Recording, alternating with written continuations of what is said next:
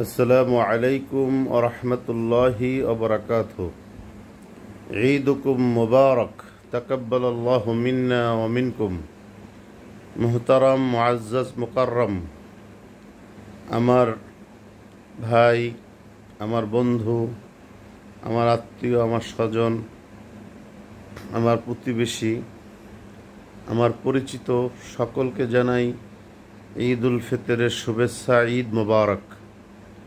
ঈদ মোবারক শব্দের অর্থ হইল ঈদটা আপনার বরকতময় হোক, এই আনন্দ। এটা একটা দোয়া। মুসলমানের প্রতিটা কথার ভিতরেই বরকত থাকে, দোয়া থাকে। যেমন কেউ একটা আপনার উপকার করলো, আপনি থ্যাংক ইউ না বলে জাযাকাল্লাহ বলেন, তাতে একটা দোয়া হইল, আল্লাহ আপনাকে উত্তম প্রতিদান দান করুক। হ্যাঁ, আল্লাহর নামটাও আসলো, দোয়াও হইল। তাকাব্বালাল্লাহু মিন্না ওয়া মিনকুম। আল্লাহ তাআলা আপনার আমার রমজানে যা কিছু আমরা সওয়াব কামাই করেছি, আল্লাহ তাআলা সেগুলো যেন কবুল ও মঞ্জুর করে নেন। আল্লাহর হাবিবের তোফায়েলে আমাদের এই আমলগুলোকে যেন কবুল করে নেন। সবাইকে ঈদের শুভেচ্ছা।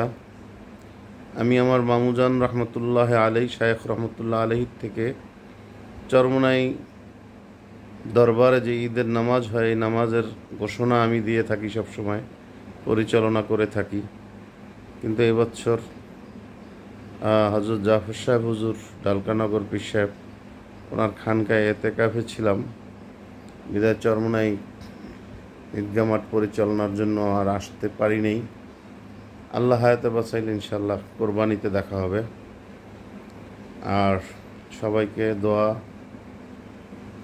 সবার নিকট দোয়া চাই, আমিও দোয়া করি আল্লাহ রব্বুল আলামিন তার প্রিয় বান্দাদের অন্তর্ভুক্ত যেন আমাদের নামটা করে দেন। শয়তানের ধোঁকা থেকে আল্লাহ তাআলা আমাদেরকে হেফাজত করুন। যেই তাকওয়া অর্জন হইল, রমজান মাস এটা ট্রেনিংয়ের মাস, এটা যেন সারা বছরই আমরা এই তাকওয়া অনুযায়ী চলতে পারি।